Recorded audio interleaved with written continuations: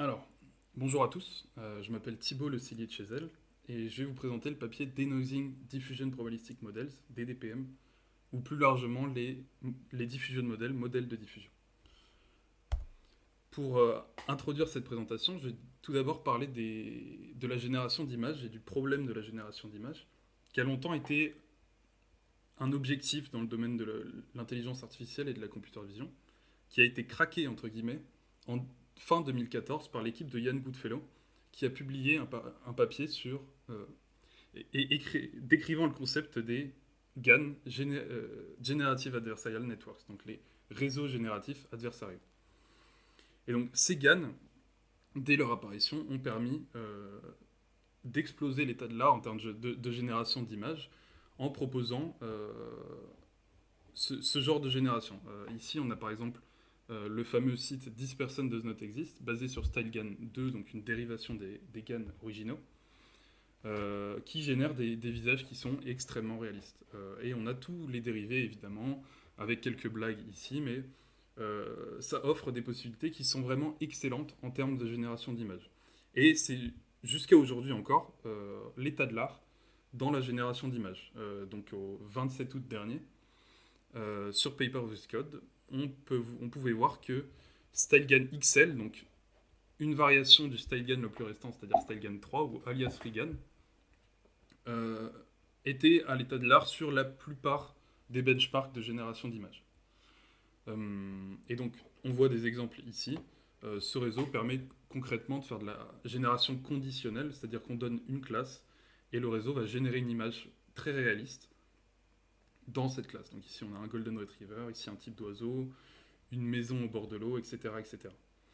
Maintenant, un des problèmes de ces GAN, c'est le fait que ce soit non conditionnel pour les premiers GAN, soit très faiblement conditionnel dans le cas présent. C'est-à-dire qu'on donne seulement le nom de la classe et on a très peu de contrôle finalement. Et donc, une des tâches très intéressantes qu'on aimerait faire dans la génération d'images, c'est le text to image. C'est-à-dire qu'on prend une description, une phrase, quelque chose, et on transforme cette description en image.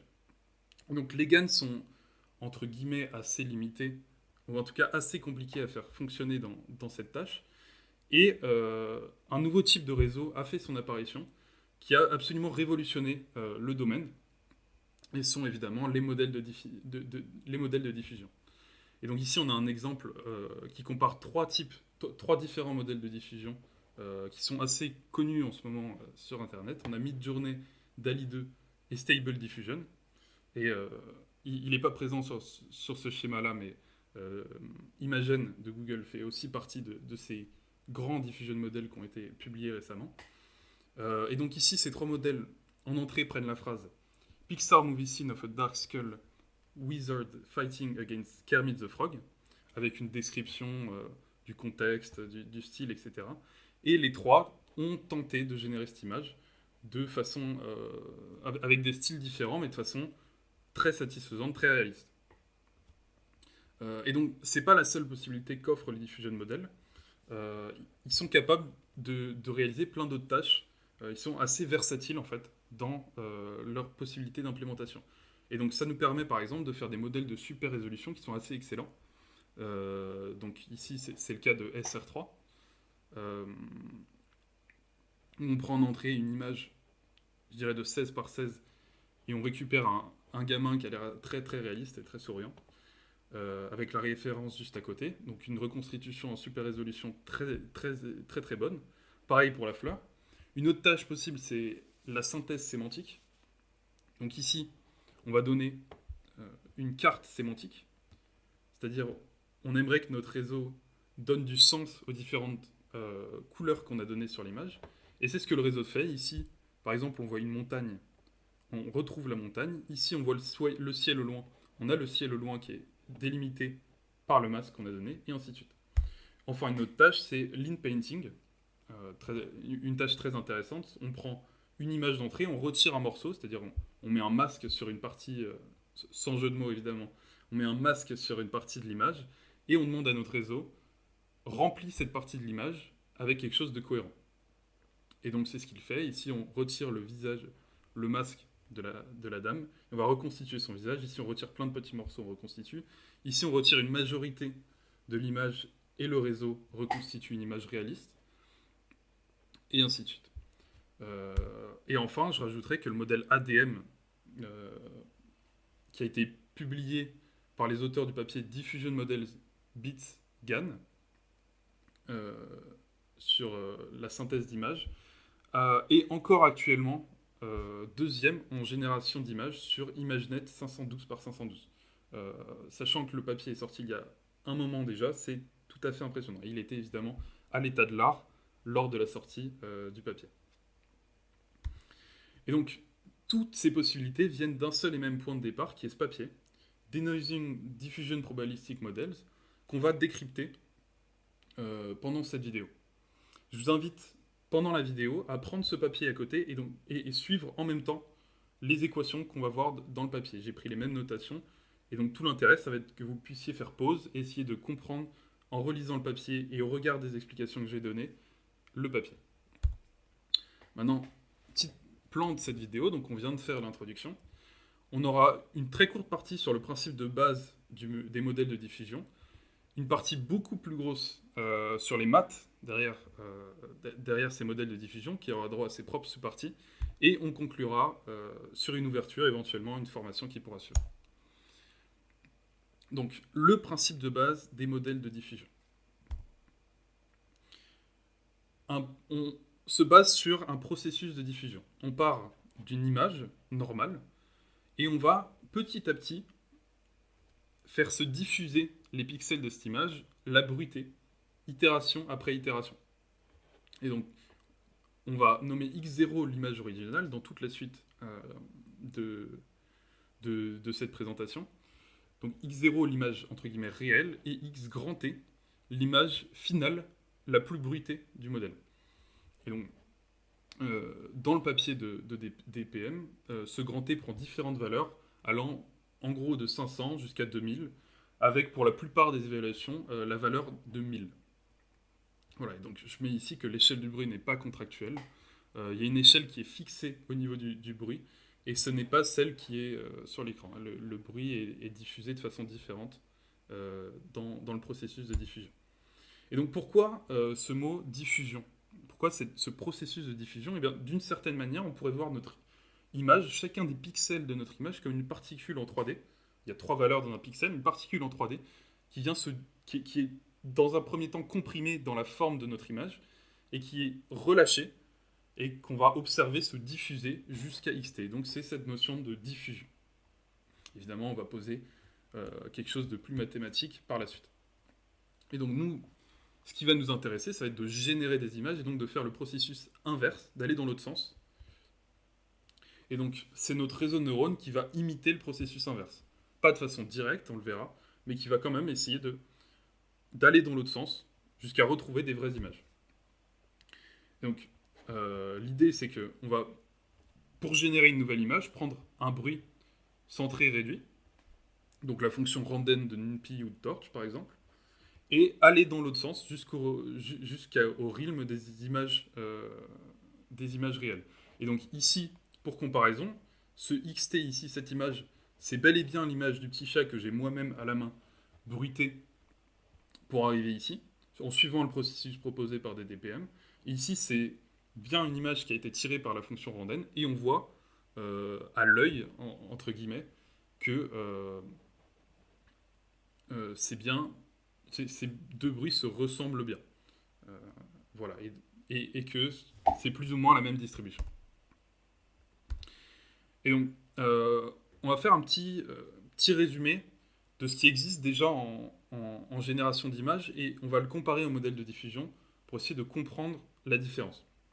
Donc, je vais utiliser ce schéma de Lilian Wang, une chercheuse chez OpenAI, et je trouve le schéma assez excellent, donc je me suis permis de le réutiliser. Je vous invite, après cette vidéo, à aller voir son blog, qui est très intéressant, qui explique d'une manière un peu différente, parce que toutes les explications sont différentes, les modèles de diffusion.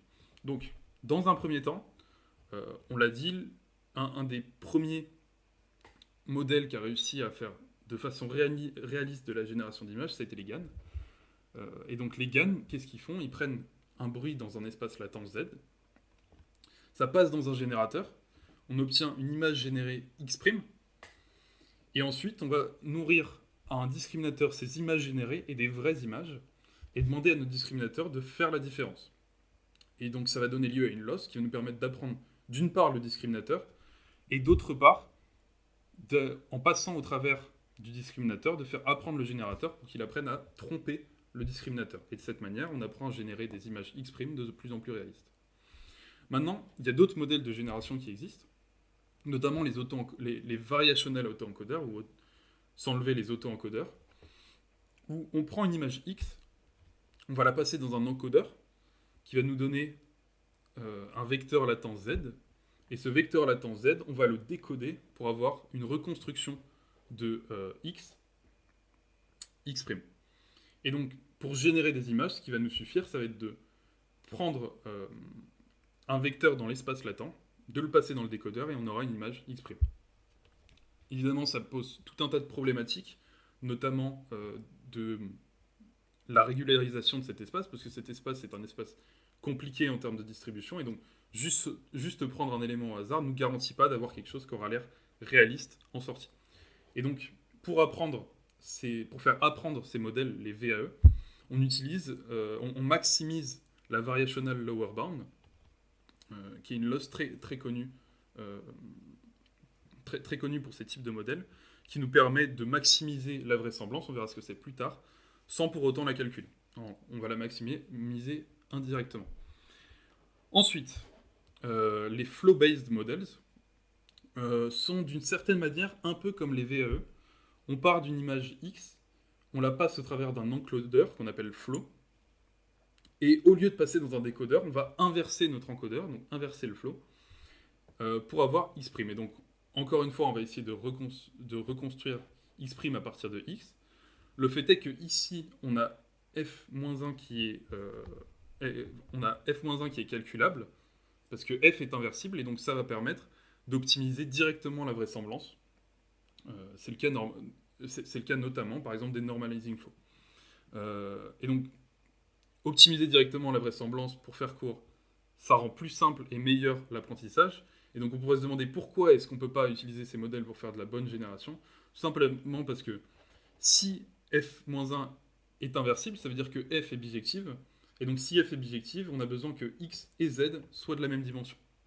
Et donc la dimension d'une image, enfin de l'espace des images, c'est un espace de très grande dimension. Et donc il faut que z soit de très grande dimension.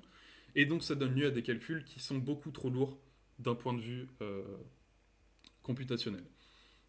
Et donc c'est pour ça que ces modèles sont limités. Et donc on en arrive finalement au modèle de diffusion, où cette fois on part de l'image de base, x, qu'on appelle x0, on la bruite via un processus gaussien petit à petit, jusqu'à x grand T, qu'on va appeler z pour la cohérence avec les autres modèles. Et donc notre modèle va venir faire le travail inverse, c'est-à-dire qu'on aura un modèle qui va prendre chaque image à chaque étape et petit à petit faire l'itération dans l'autre sens pour reconstruire une image réelle. Et donc, on verra que ce modèle, on va l'optimiser en utilisant le même principe que les variationnels auto-encodeurs, c'est-à-dire la variationnelle lower bound, parce qu'on ne pourra pas calculer directement la vraisemblance du modèle. Et donc voilà pour cette introduction aux bases, finalement, cette première partie qui était encore qu'une introduction. Et maintenant, on va rentrer dans le dur, les maths des diffusion models. Donc, je l'ai dit, cette partie est énorme, c'est le cœur de la présentation. Et donc, elle a le droit à ses propres sous-parties. Une première sous-partie qui va être le forward et le reverse process. On va poser mathématiquement le problème. Ensuite, on va voir les lois marginales et le principe de reparamétrisation et en quoi ça va être primordial dans la suite. Ensuite, petit rappel sur la notion de vraisemblance. J'en ai déjà parlé plus d'une fois et ça va être crucial ici. Ensuite, la variationnelle lower bound et l'apprentissage. Finalement, quel loss on va utiliser pour apprendre notre modèle de diffusion. Sous-partie 5, le sampling. Comment, une fois qu'on a entraîné notre modèle, on va générer des images. Et enfin, on va avoir une sous-partie algorithme qui va être la description de comment entraîner comment sampler de façon simple et concise. Et on va voir que, au final, tout ce qu'on aura traversé, toutes les épreuves qu'on aura traversées mathématiquement, seront finalement assez simples en conclusion. Et on aura un point 6 bis sur l'architecture utilisée. Donc, encore une fois, avant de commencer les maths, je tiens à rappeler qu'il peut être intéressant d'avoir le papier à côté pour que vous puissiez suivre vous-même et surtout qu'il ne faut pas que vous hésitiez à faire des pauses, poser la vidéo, prendre un papier, réécrire vous-même les équations et vérifier qu'elles fonctionnent. Moi, ça me permettra, si je me suis trompé, de le savoir si vous venez me le dire. Et vous, ça vous permettra d'avoir plus de certitude sur ce que vous allez voir. Donc, on se lance dans les maths. Ça, c'est un schéma qui est tiré de DDPM, qui est globalement le schéma qu'on a vu avec le petit chat. On part d'une image d'origine, et on a dans un premier temps un bruitage, qui est le modèle du processus de diffusion, qui va s'appeler Q. Et dans l'autre sens, on aura notre modèle à nous, paramétrique, Pθ, qui va être le modèle de débruitage. On voit que les deux sont markoviens, c'est-à-dire qu'ils ne dépendent que de l'état d'avant, suivant leur temporalité. C'est-à-dire que là, on va vers l'avant, donc l'état xt ne dépend que de l'état xt-1, et à l'inverse, ici on va dans le sens inverse, on fait le reverse process, et donc l'état xt-1 ne dépend que de l'état xt. Et donc, on commence les équations. Le processus, le forward process est défini ainsi. Q de x de 1 à t, sachant x0, est égal au produit de tous ces trucs. Et donc ça, finalement, c'est assez simple. C'est tout simplement dire que on part d'un x0, et en partant de ce x0, à chaque fois, on fait un petit bond de xt-1, donc dans un premier temps x0, jusqu'à x1, et ainsi de suite, sur tous les t, jusqu'à x grand T. Et donc ça nous donne, en fait, à partir de x0, toute une chaîne jusqu'à x grand T. Et donc, on définit individuellement, et ça va être très important, on définit individuellement chacune de ces transitions par, je vais expliquer la notation, une normale.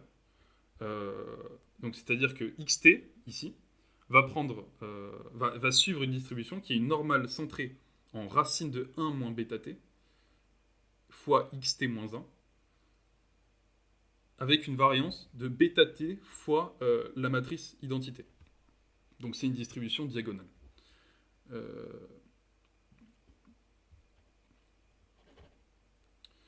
Donc ce qu'on voit finalement ici dans cette équation, c'est que on fait petit à petit disparaître l'information au profit du bruit. Donc ce que j'ai pas dit, c'est que les bêta t sont des valeurs entre 0 et 1. Donc cette valeur-là, 1 moins bêta t est entre 0 et 1, et racine de 1 moins bêta t est entre 0 et 1. Donc ce qu'on voit, c'est que petit à petit, au fur et à mesure que t avance, on retire un morceau de xt-1 à chaque fois, et on rajoute du bruit, et petit à petit, l'information disparaît au profit du bruit. Et donc ce sera très utile.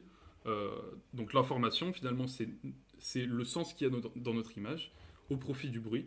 Au final, il n'y a que du bruit dans l'image. Maintenant, parlons de notre modèle paramétrique du processus inverse. Donc, on va tout d'abord le définir en commençant par sa vraisemblance. On verra ce que c'est après, mais la vraisemblance, donc Pθ de x0, donc de notre image finale, ça va être l'intégrale de Pθ de x de 0 à grand T. Finalement, qu'est-ce que ça veut dire? C'est le théorème des probabilités totales. C'est-à-dire que x0, ça va être le résultat de toutes les chaînes possibles de 1 à t. Enfin, ça va être le résultat de x0 en passant, je veux dire plutôt, par toutes les chaînes possibles de 1 à grand T. Et donc ça se traduit, cet objet-là, il se traduit ici par cette formule-là. On part d'un premier x grand T, qu'on va choisir nous-mêmes, et ensuite notre modèle va prendre xt en entrée, et nous donner xt-1. Et donc on fait le produit parce que c'est une probabilité jointe, c'est-à-dire que c'est l'événement de... c'est partir de x grand T, puis une fois qu'on a x grand T, avoir xt-1, et ainsi de suite, et ainsi de suite, et ainsi de suite. Et ensuite, on peut définir individuellement chacune de ces transitions par le fait que chaque état d'après, ici, suit une loi normale, centrée en mu θ, donc on va paramétriser la moyenne, et en sigma θ, on va paramétriser la matrice de covariance. Et donc, ce qu'il faut garder à l'esprit, c'est qu'en fait, ce qu'on veut que notre modèle fasse, c'est approximer le vrai processus inverse. Le vrai processus inverse qui est Q de xt-1 sachant xt.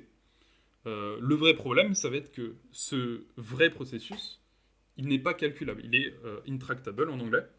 On ne peut pas en écrire la formule. Et donc, comme on le fait en général avec des réseaux de neurones, on va l'approximer avec un réseau de neurones, tout simplement. Donc, sous partie 2 de cette partie sur les mathématiques, point absolument crucial de la présentation, la loi marginale. Cette définition de notre processus, de notre forward process, va nous permettre d'avoir la formule suivante qui est absolument primordiale. Donc, en utilisant le principe de récurrence et l'argument de la stabilité de la loi normale par somme, donc on additionne deux variables aléatoires qui suivent une loi normale, c'est une loi normale dont on connaît la moyenne et la variance. En utilisant ces deux arguments, c'est tout à fait faisable sur un papier. On trouve que la probabilité de xt sachant x0, c'est une loi normale de moyenne racine de alpha t bar x0 et de variance 1 moins alpha t bar matrice identité. Avec alpha t bar qui est défini suivant bêta t, c'est-à-dire que alpha t c'est 1 moins bêta t, et alpha t bar c'est le produit de tous les alpha t avant dans le forward process.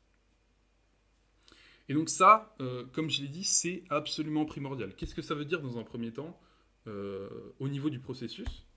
C'est qu'au lieu de faire toutes nos petites transitions comme ça, en fait, c'est équivalent à faire un seul gros bond vers l'avant de x0 à xt.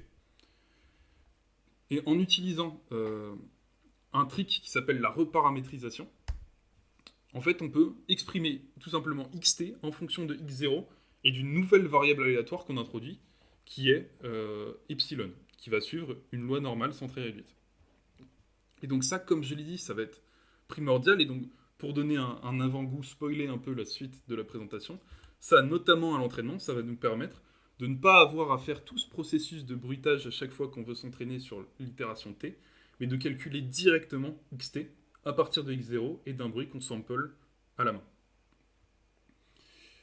Et donc voilà.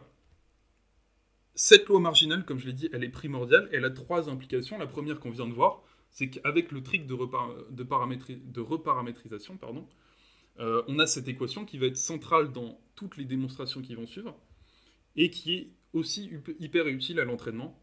C'est-à-dire qu'on n'a pas besoin de refaire tout le processus à la main à chaque fois. Une autre implication, elle est pour x grand t. Tout simplement, on prend cette formule, on remplace petit t par grand t, et on a ça. Maintenant, comme on l'a vu, on se rappelle des notations. Alpha t, c'est 1 moins bêta t, et alpha t bar, c'est le produit des alpha t.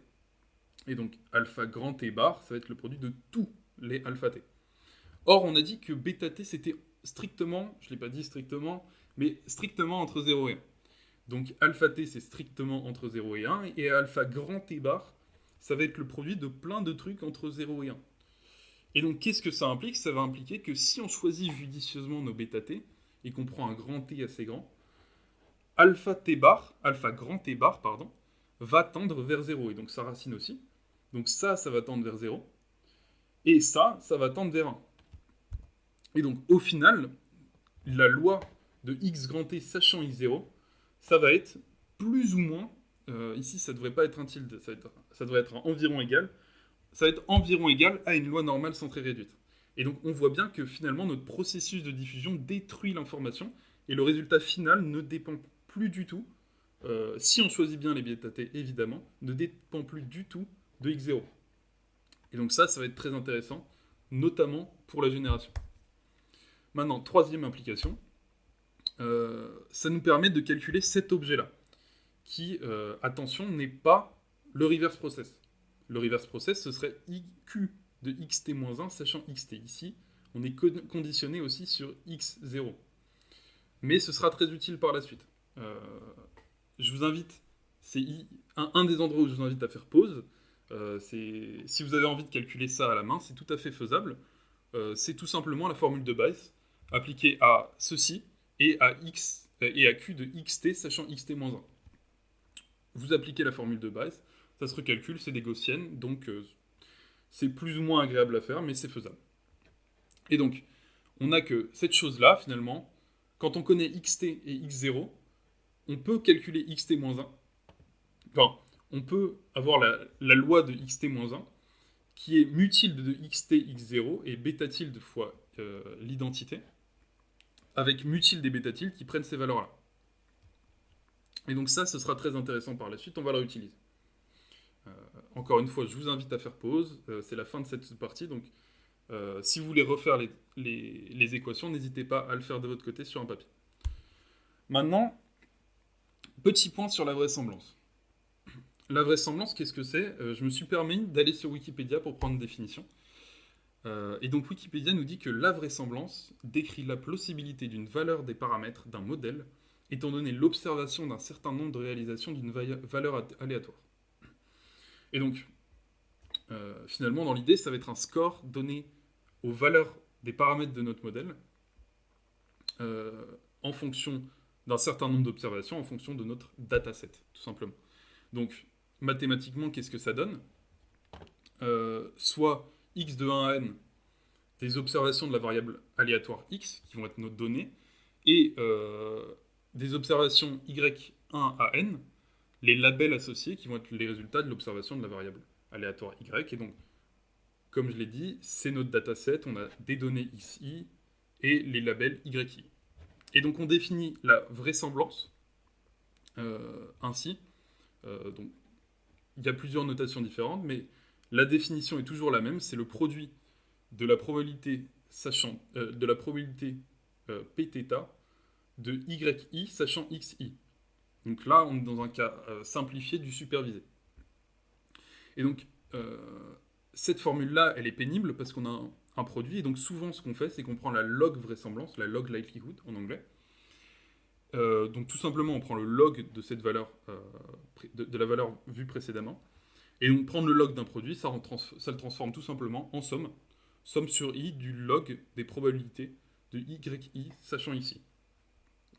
Et donc l'objectif de cette vraisemblance, on a dit que c'était le score de notre modèle, la plausibilité des valeurs du modèle au regard des données.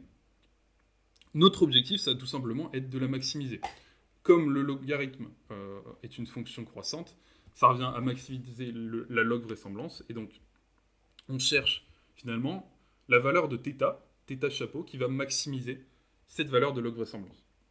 Et donc concrètement, dans le cas par exemple d'une régression, comment ça va se concrétiser ? On a un modèle, linéaire ou non, fθ, qui va prendre en entrée xi et essayer d'estimer yi. Donc c'est tout à fait classique. On a par exemple des photos de petits chats, et on veut estimer leur âge. Eh bien notre modèle va prendre en entrée l'image et donner une valeur en entrée qui sera l'âge du chat. Et donc ici on va faire une hypothèse, c'est de se dire que les vraies données, donc yi, sont distribuées autour de notre estimation suivant une loi normale sont très réduite. Et donc qu'est-ce que ça donne ? Ça donne que pθ de yi sachant xi, c'est une gaussienne de variance 1 centrée en fθ de xi. Et donc, un exercice qui est assez sympa à faire, c'est de calculer, enfin, pas de calculer, mais de développer la log vraisemblance de ça et de chercher l'argmax. Et donc, en prenant plus précisément moins log de cette grandeur ici, l'exponentielle s'en va, et on se retrouve finalement avec tout simplement 1 demi de yi moins fθ de xi au carré. Qu'est-ce que c'est ? C'est la mean square error, qui est une loss finalement classique en régression, et donc ça en explique l'origine, tout simplement. Et donc voilà pour la vraisemblance. Et donc on va directement utiliser ça dans notre modèle. Donc on l'a dit, la vraisemblance dans notre modèle, c'est ça, c'est pθ de x0, c'est ce qu'on va vouloir maximiser. Et donc par définition, c'est égal à cette intégrale. on peut de façon assez anodine multiplier en haut et en bas par q de x de 1 à t, sachant x0. Et donc, ici, qu'est-ce qu'on voit? On reconnaît finalement tout simplement la définition de l'espérance. Et donc, p de θ de x0, ça devient l'espérance pour x de 1 à t suivant q, la probabilité conditionnelle de q sachant x0 de cet objet-là. Et donc ça va être très intéressant en utilisant, donc c'est toujours pas calculable, mais on va pouvoir le majorer en utilisant une inégalité qui s'appelle l'inégalité de Jensen. Donc l'inégalité de Jensen, qu'est-ce qu'elle dit tout simplement? C'est que si f est une fonction convexe, et si x est une variable aléatoire, alors f appliqué à l'espérance de x, c'est plus petit que l'espérance de f appliquée à x. Et donc, concrètement, ça se dérive assez naturellement de l'inégalité de la corde, c'est-à-dire que l'espérance de x, ici, imaginons qu'on a une loi qui peut prendre deux valeurs x1 et x2. L'espérance de x, c'est la moyenne des deux, donc c'est le milieu pondéré suivant... on est sur une loi de Bernoulli, donc pondéré suivant la valeur de p. Mais donc, la moyenne des deux, donc on est ici. Et donc, f de la moyenne, on est ici. Hop. C'est plus petit que la moyenne des valeurs prises par f, par f en x1, x2. Donc, c'est plus petit que la moyenne de ça et de ça, c'est-à-dire que c'est plus petit que le point là. Et donc, c'est ce qu'on se voit naturellement par rapport à la séquente. C'est que, pour une fonction convexe, la séquente, au milieu des deux coupures, est au-dessus de la fonction. Ce point-là est au-dessus de la fonction. Et donc, c'est ce qu'on applique. On reprend la formule d'avant. On a dit que, hop, je reviens en arrière, on a dit que pθ de x0, c'est égal à une espérance de quelque chose.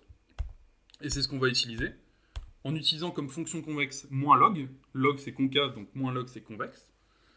Et donc, ça nous permet d'avoir l'inégalité suivante. Moins log de notre vraisemblance, c'est inférieur à l'espérance. J'ai simplifié l'espérance subscript q, ça veut dire l'espérance pour x de 1 à t suivant la loi conditionnelle de q sachant x0. Mais donc c'est cette espérance de cette grandeur. Et donc en la développant, en utilisant les définitions de ces deux objets ici, on arrive à cette expression qui va être notre expression de loss.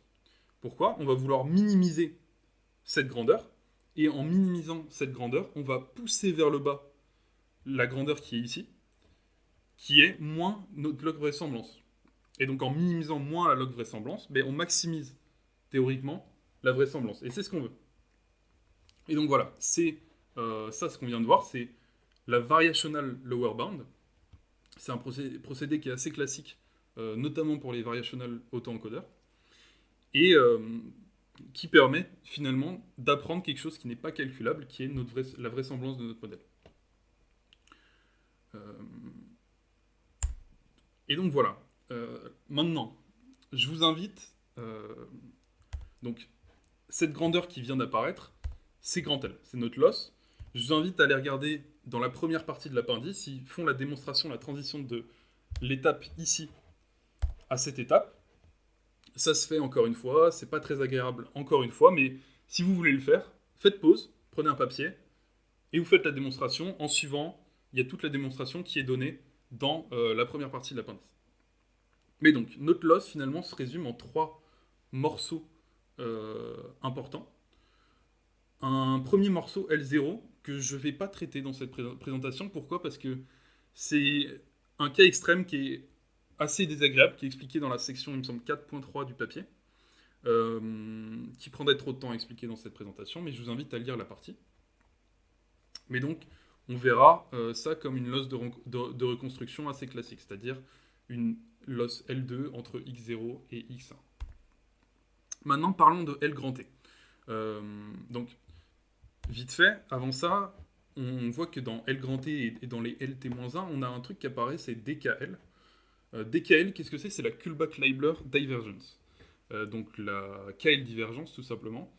La KL divergence, qu'est-ce que c'est? C'est une grandeur qui est toujours positive, qui prend en entrée deux, euh, deux distributions et qui va donner une idée de la distance entre ces deux distributions. Donc si les deux distributions sont très, très éloignées, très différentes, la DKL grandit. Si les deux distributions sont identiques, la DKL vaut 0. Je dis bien une idée de la distance parce que la KL divergence n'est pas une distance, elle n'est pas symétrique. Enfin, peu importe.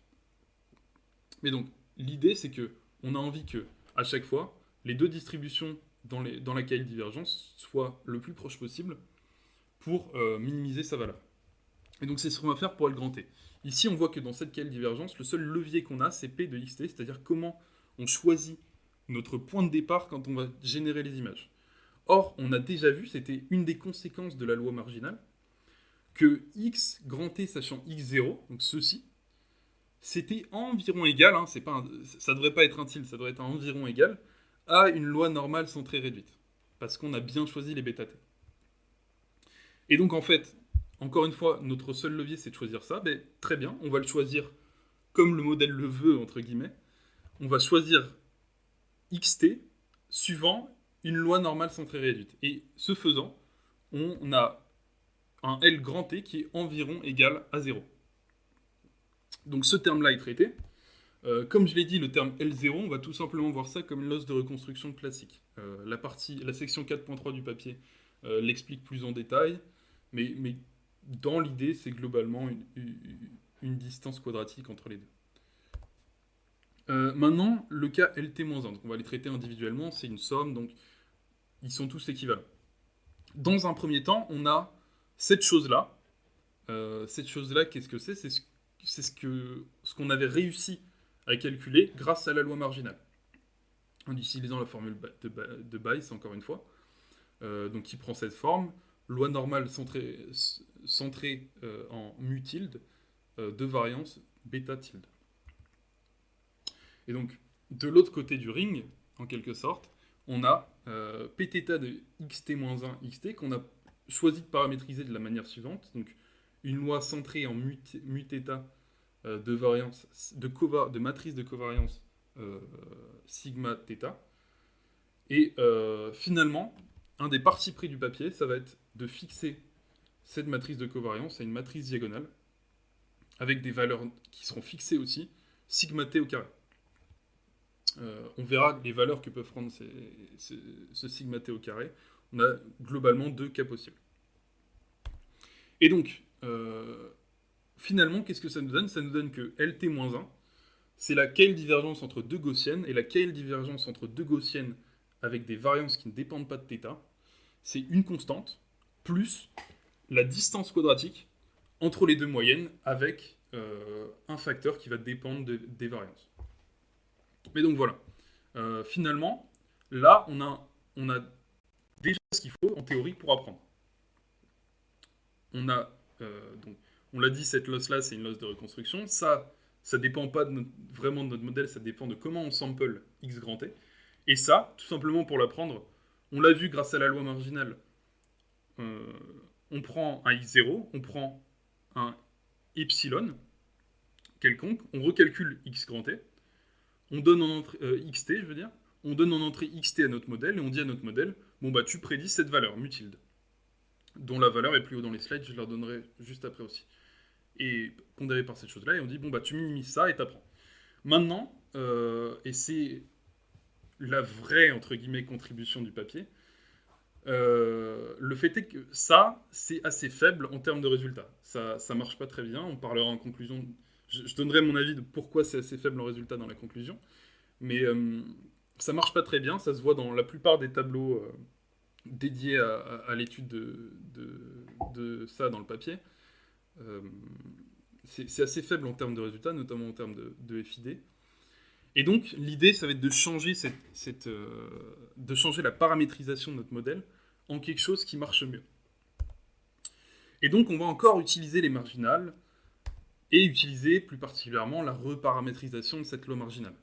Donc, le fait de pouvoir dire que, en fait, xt, ce n'est pas directement une loi, une variable aléatoire qui suit cette distribution. En fait, c'est la composition de x0 qui suit la distribution de nos datasets et de epsilon qui suit une loi normale centrée réduite. Et donc ça, en fait, ça va nous permettre d'inverser et d'exprimer x0 en termes de xt. Et donc c'est ce qu'on fait finalement. On passe ça de l'autre côté, ça fait xt, là, moins racine de 1 moins alpha t bar epsilon, et on divise par le coefficient ici, 1 sur racine de alpha t bar. Et donc voilà, on a inséré l'expression théorique de x0 en fonction de xt et epsilon dans notre mutilde. On développe.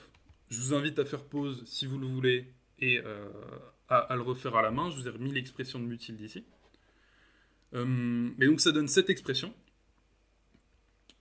Et donc on continue. On voit, petit détail, soit dit en passant, dans la notation, on est obligé de changer parce que ici, on ne sample plus suivant Q comme on le faisait ici. Cette fois, ce qu'on sample, vu qu'on a reparamétrisé, on sample suivant x0 et epsilon, plus précisément q0 et une loi normale centrée réduite. Et donc finalement, c'est le pouvoir de la reparamétrisation. On n'a plus besoin de faire le processus Q de diffusion. On peut sample seulement x0 de nos datasets et un bruit epsilon. Et donc, c'est pas terminé la simplification. Maintenant, on a entre guillemets simplifié la partie de gauche, on va faire pareil avec notre modèle. Et donc on va changer la définition du modèle encore. On ne va pas avoir un modèle qui va prendre en entrée xt et être conditionné sur t et nous donner directement une moyenne. On va le faire plus intelligemment. Ce qu'on va vouloir, c'est que toujours notre modèle prédise ça, mais on n'a pas besoin notre modèle finalement va pas avoir besoin d'extraire ça, il l'a déjà. Donc plutôt que d'extraire ça, d'abstraire ça, on va lui demander d'abstraire ce epsilon. Et donc ça donne la chose suivante. On va avoir xt qui va être égal à racine de alpha t bar fois x0, mais c'est pas vraiment x0, j'ai raté la notation. Ça va être x0 chapeau, une estimation de x0 plus racine de 1 moins alpha t bar, epsilon θ, et c'est ça qu'on aura en sortie de notre réseau de neurones. Et donc finalement, qu'est-ce que ça fait? Ça veut dire que ça fait que notre réseau de neurones va apprendre à estimer le bruit, et grâce à ce bruit, à partir d'un xt, on va essayer d'estimer un x0. C'est ce x0 chapeau. Et donc, en reprenant ce terme à droite dans notre distance quadratique, mu θ, on va dire que c'est égal à mu θ tilde, donc la moyenne d'un xt-1 théorique, qu'on va évaluer en xt et en notre estimation de x0. Je rappelle, si je reviens dans les slides, mu tilde, ça prend en entrée xt, x0. Ben là, on va faire pareil, mais en estimant x0. Et donc, en développant, on arrive exactement à la même chose, à la condition que, ici, on n'a pas un epsilon tiré aléatoirement, on a notre estimation de epsilon. Et donc ça nous donne l'équation suivante, qui a l'air désagréable, mais finalement si on regarde bien, ici il ne faut pas se faire embobiner par ces parenthèses, c'est la même chose, c'est le même xt qu'ici, donc ça part, parce qu'il y a un moins ici, et ce coefficient-là, on le sort. On le sort de la distance quadratique. Et donc finalement ça nous donne cette fonction de là, qui est beaucoup plus agréable. Finalement, on a un gros coefficient qui dépend de β-t, ou qui dépend du temps plus généralement, et juste la distance quadratique entre le bruit qu'on a tiré et notre modèle évalué en xt, ça c'est l'estimation, c'est la reparamétrisation de xt en fonction du bruit et du sample qu'on a tiré dans le dataset, conditionné sur t. Et donc ça c'est beaucoup plus simple, et qu'est-ce que ça veut dire en réalité, physiquement entre guillemets, sur le modèle de diffusion? C'est qu'en fait, contrairement, et là c'est très important en termes de compréhension des modèles de diffusion, contrairement à la pensée habituelle qu'on a quand on lit la première fois les modèles de diffusion, notre modèle ne donne pas l'écart entre xt et xt-1. Il ne donne pas ce petit saut-là. Notre modèle, ce qu'il donne en sortie, c'est la distance entre l'image d'origine théorique et l'image sur laquelle on est actuellement. Encore une fois, on l'applique sur xt. Notre modèle prend en entrée xt et t, et il va apprendre à donner la distance entre ce xt et x0. Et donc, c'est vraiment fondamental. Et donc, ce qu'on va voir, c'est pour faire le sampling, c'est que on pourrait se demander, bon bah, là, on a des estimations de x0, pourquoi on les garde pas? Finalement, ce qu'on va faire, c'est on va prendre xt, trouver notre bruit et donc avoir une estimation de x0, et au lieu d'aller directement jusqu'à x0, on va faire un petit pas vers xt-1, et refaire notre estimation de là, et refaire petit à petit le processus. Et c'est là qu'on a un reverse process, c'est en faisant des estimations consécutives de x0, et en revenant petit à petit, avec des estimations qui s'améliorent petit à petit. Donc, petit point sur la loss, petit détail qui est exprimé dans le papier, c'est que cette loss-là, dans les faits, a des moins bons résultats que la loss suivante, qu'ils ont appelée L simple, pour la simple et bonne raison qu'en fait, on retire ce coefficient. Et donc, on a des meilleurs résultats. Et une des explications qui est entre guillemets intuitive, c'est que c'est la suivante. Cette valeur-là, c'est une fonction de t qui a cette forme-là. Donc t prend des valeurs de 0 à 1000, avec 0 le plus proche des images réelles et 1000 l'endroit le plus bruité. Donc ce qu'on voit, c'est que là, on commence en gros à 0,6, 0,5, et on arrive jusqu'à 10-2. Et donc finalement, si on laisse ce facteur, le modèle, quand il va apprendre, il va insister forcément sur les petits t parce qu'il y aura plus de grands coef, et lésiner légèrement sur les t les plus grands. Or, une des intuitions qui est donnée d'ailleurs par des DPM, c'est que la difficulté de la tâche se trouve majoritairement finalement dans les t les plus grands. C'est là qu'on a l'image la plus bruitée, et donc c'est là qu'on a le besoin du plus de force, le plus d'intelligence pour retrouver du sens dans l'image. Et donc, c'est pour ça que rééquilibrer la force d'apprentissage sur les t, finalement, ça donne de meilleurs résultats, et c'est ce qui est visible dans le papier sur les comparaisons en termes de FID. Donc voilà, on a vu, on a notre loss maintenant, donc on peut apprendre. On verra un algorithme plus clair pour résumer tout ça. Mais donc maintenant, on peut se demander, vous pouvez me poser la question, Thibaut, comment on infère? Comment on part de notre bruit x grand t et on retrouve notre image? Et c'est assez simple en fait. On a déjà vu presque les étapes. Comme on l'a dit, notre modèle, il est tel que on peut tout simplement estimer x0 grâce à lui. C'est-à-dire, on prend en entrée xt, on donne en entrée à notre modèle xt et t, et ça va nous donner le bruit qui est équivalent à la distance entre x0 et xt. Donc on peut exprimer x0 chapeau, et on utilise notre estimateur pour inférer. Et donc on utilise le modèle, cette formule du modèle, on reparamétrise, et donc xt-1, ça va être égal à mu tilde de xt x0 chapeau, donc l'estimation ici de x0, plus sigma t epsilon, avec epsilon qui suit une loi normale centrée réduite. Et vous noterez que de ici à ici, on a changé de valeur de variance, enfin d'écart type plutôt. On est passé de bêta tilde t à sigma t, avec sigma t carré. C'est une erreur dans les slides, je tiens à le préciser, c'est sigma t carré qui prend la valeur bêta tilde t ou bêta t tout court, pardon.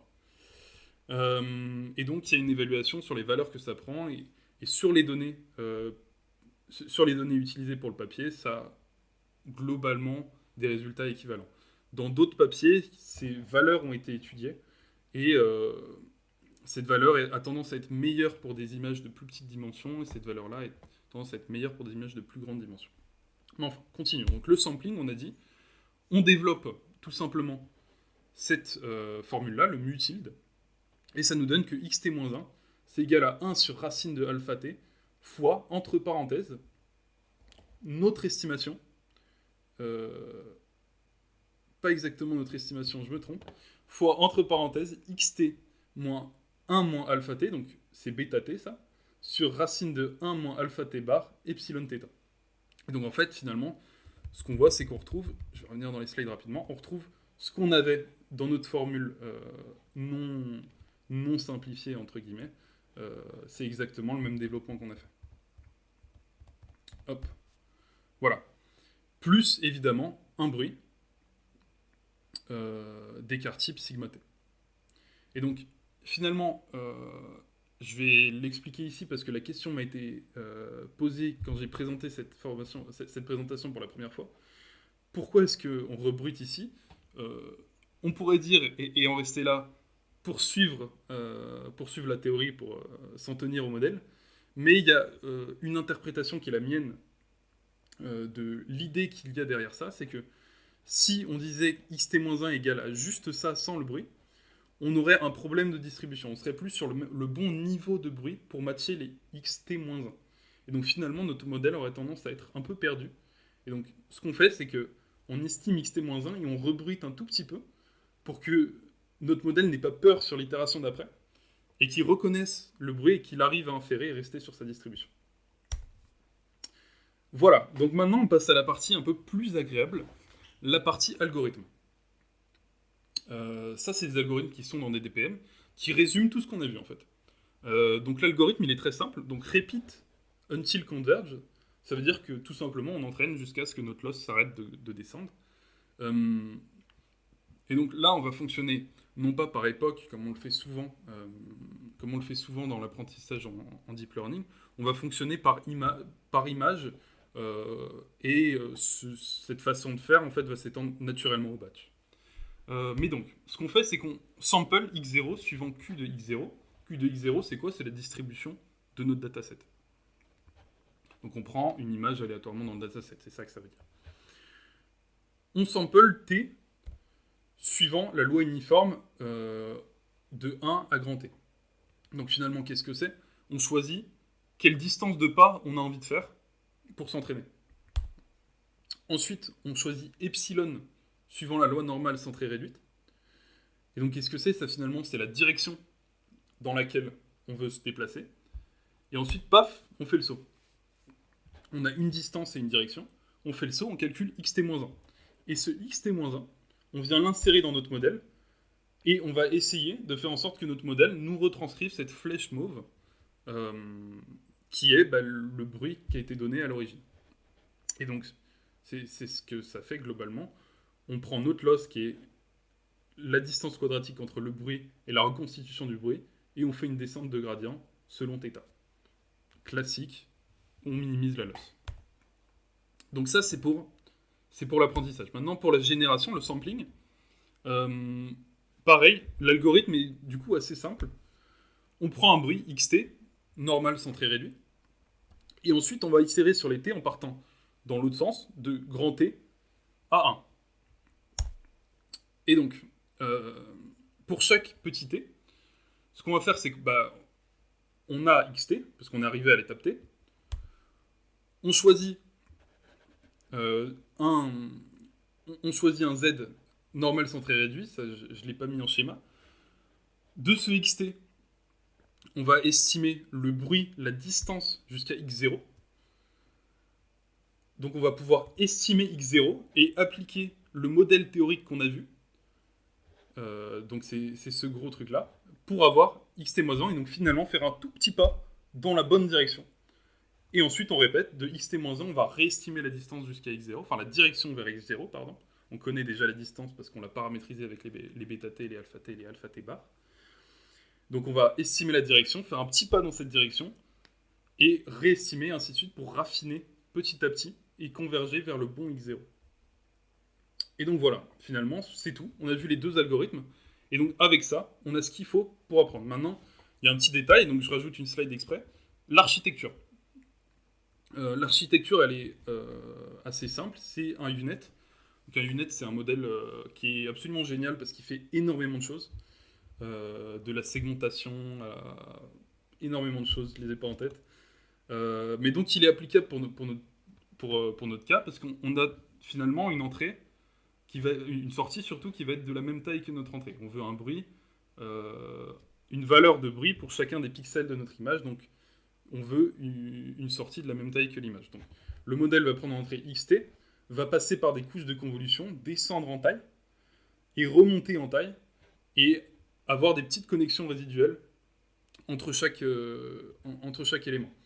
Pour entrer encore plus dans le détail, donc là, les tailles dépendent du dataset d'entrée évidemment, mais donc chaque couche a deux blocs de ResNet, donc deux blocs résiduels de convolution, et DDPM propose sur une des couches de mettre une couche d'attention, toujours résiduelle.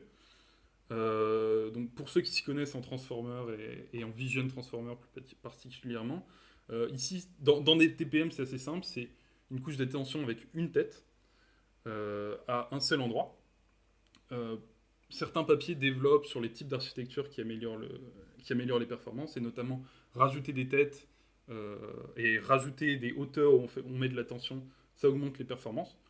Et donc voilà, et donc ce modèle prend l'entrée XT, nous donne un bruit XT et conditionné sur T, je ne l'ai pas dit, mais T est rajouté en conditionnement par du positional embedding, tout simplement. Et ce epsilon θ nous permet de recalculer xt-1 et d'avoir le résultat et d'avoir itérativement le résultat de notre génération d'images. Donc voilà, je vous invite évidemment à aller plus en détail dans l'appendice, dans les détails d'implémentation, section B je crois, pour en apprendre plus. Et donc ça nous amène à notre conclusion. Premier point de la conclusion. On a vu qu'il y a beaucoup de maths, mais en vrai, ça va. Comme on l'a vu, il y a deux algorithmes qui résument, qui donnent de façon concrète et synthétique les étapes à reproduire pour avoir un modèle, un diffusion modèle qui est fonctionnel. Finalement, l'avantage du papier, c'est qu'on peut rentrer dedans sans trop comprendre les maths, juste voir les algos et l'implémenter comme ça, et arriver à quelque chose qui sera tolérable. Donc c'est ce qui est très intéressant. Et évidemment, si on décide d'aller dans les maths, c'est un papier qui est très intéressant mathématiquement parlant. Un point qui est très important, c'est très très facile à entraîner. Je ne parle pas en termes de ressources de calcul, je parle théoriquement, c'est très très simple. Comme on l'a dit, on a vu grâce aux lois marginales, qui sont encore une fois primordiales, je le redis, c'est très important les lois marginales dans ce modèle. Grâce à ces lois marginales, on n'a pas besoin pour chaque étape de l'entraînement de refaire toutes les itérations, etc. On peut choisir un T, hop, sauter directement et faire l'entraînement comme ça. C'est très très pratique, très très facile à entraîner. Et vu comment on a paramétrisé notre modèle, on n'apprend que le bruit, donc c'est encore très très simple. C'est très très pratique. Maintenant, il y a un problème, c'est que c'est très très cher d'inférer, d'entraîner. Le UNet, c'est un gros modèle, quand même. Si on rajoute de la tension, c'est encore plus gros. Il y a des rest blocks dedans, donc c'est très gros. Ça demande beaucoup de ressources de calcul, et c'est un problème pour le faire sur des laptops. Pour le faire sur des ordi, on va dire, de particuliers. Et donc ça, c'est un problème que la littérature, par la suite, a tenté de traiter. Et donc, plus précisément, c'est très cher d'inférer parce que on a dit qu'il faut itérer sur les T. Or, T, la plupart du temps, dans le papier, vaut 1000. C'est-à-dire qu'il faut faire 1000 inférences de notre modèle pour générer une image. C'est énorme en termes de calcul.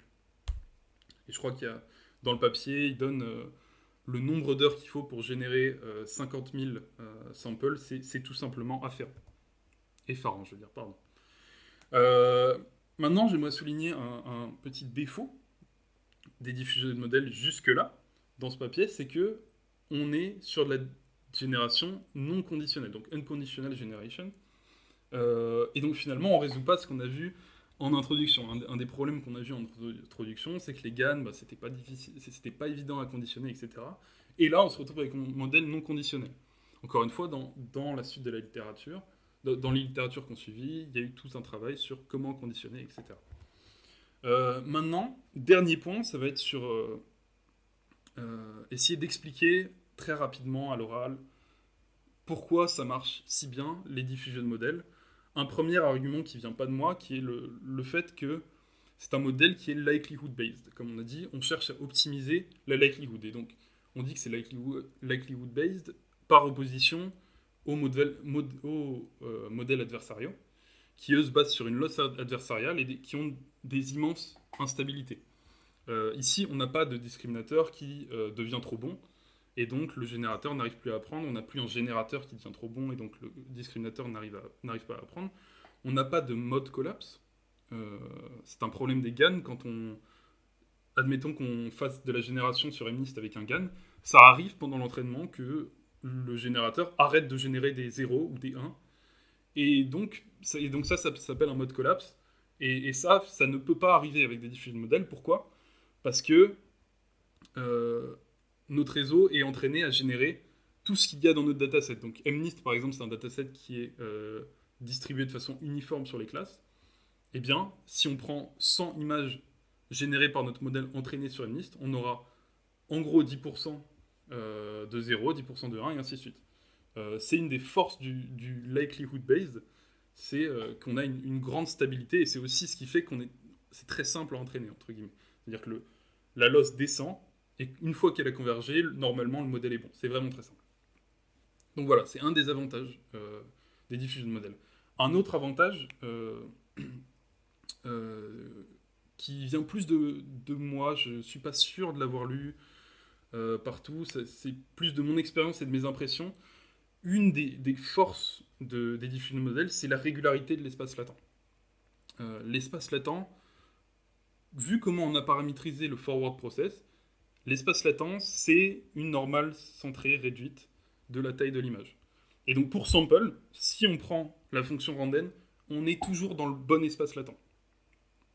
Et donc ça, en fait, ça fait que tous les éléments générés par une fonction randen, donc random normal, centrée réduite, auront tendance à générer des images qui seront de qualité, qui seront dans la bonne distribution pour notre diffusion modèle. Et donc ça le rend très intéressant.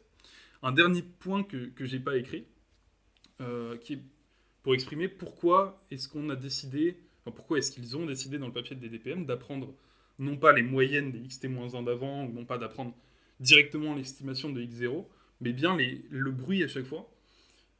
Là, c'est encore une fois ma théorie, ma façon de voir la chose, c'est qu'on prédit quelque chose qui est toujours distribué de la même manière. Les epsilon θ sont toujours l'estimation d'un bruit tiré d'une loi normale centrée réduite. Et donc, c'est très stable en termes de distribution, c'est très facile selon moi, à prédire, et donc ça explique aussi la qualité des diffusion modèles entraînés de cette manière. Maintenant, encore une fois, notamment ces deux derniers points, ce sont mes théories, mes interprétations. Je vous invite à me donner les vôtres, peut-être en commentaire, je sais pas où. N'hésitez pas à communiquer avec moi pour essayer de discuter sur ces théories. Mais enfin, donc là, on a beaucoup discuté dans cette conclusion. On a vu que les maths c'était dur, mais ça va, ok. Et ensuite, on a vu 4 problèmes très, très faciles d'entraîner. C'est pas un problème, mais on aimerait éventuellement l'améliorer, voir si c'est possible. On a vu que c'était très cher d'inférer, très cher d'entraîner, et qu'on ne conditionnait pas la génération. Et donc, je l'ai dit, la littérature a traité ça. Et donc, la littérature a traité globalement ces 4 points. Dans un premier temps, l'entraînement. Le papier, par exemple, Improve des DPM a proposé une amélioration de l'entraînement, une amélioration de la loss, notamment aussi en apprenant les variances. On a dit qu'on fixait les variances à soit bêta t, soit bêta t tilde. Ici, dans Improve des DPM, les variances sont apprises, ça change un peu la loss, et ça augmente la sample quality du modèle. On a dit que c'était très cher d'inférer, et ça a été un des vrais cœurs de la recherche, et notamment des DIM a été un vrai breakthrough pour ces modèles, c'est la vitesse d'inférence, et trouver un moyen d'inférer plus vite, de finalement skip des étapes de l'itération. Au lieu de faire 1000 itérations pour générer et inférer, on va en faire que 50, ou que 20, ou que 10 même, et donc réduire d'un facteur 10, d'un facteur 100, le temps d'inférence, évidemment aux dépens de la sample quality. Et donc dans des DPM et dans Improve des DPM, il y a toute une étude sur un trade-off entre la vitesse d'inférence et la sample quality qui est très intéressant. C'est très cher d'inférer, c'est très cher d'entraîner. Et ça, c'est un problème qui est traité par un papier qui a aussi révolutionné le domaine, c'est Latent Diffusion, qui vise à réduire le coût d'entraînement en réduisant tout simplement la taille des données, c'est-à-dire en passant dans un auto-encodeur. On est dans un espace latent, on fait le diffusion modèle là-dedans, et ensuite on décode. Et donc on réduit la taille de données, on réduit le nombre de calculs, évidemment. Et ensuite, et là, il y a énormément de choses à dire sur la génération conditionnelle ou non conditionnelle. Comment conditionner la génération, il y a 1001 façons de le faire. SR3 pour la super résolution, DALI 2, Imagen LDM, donc Latent Diffusion, pour le texte ou image, ils ont proposé ça. Cascading, qui est une façon de générer, de conditionner, puis de faire des images de très haute qualité. Rimpaint pour faire du painting, etc. Et j'en passe évidemment, notamment des très intéressants comme Cold Diffusion qui élargissent la notion de diffusion à des procédés différents que les bruits gaussiens, qui sont très intéressants. Mais ça fera l'objet probablement d'une présentation, voire plusieurs présentations à part, pour expliquer toutes ces améliorations des diffusion models. Maintenant, je vous remercie de votre écoute. C'était Thibaut pour Automatan. Bonne journée à tous.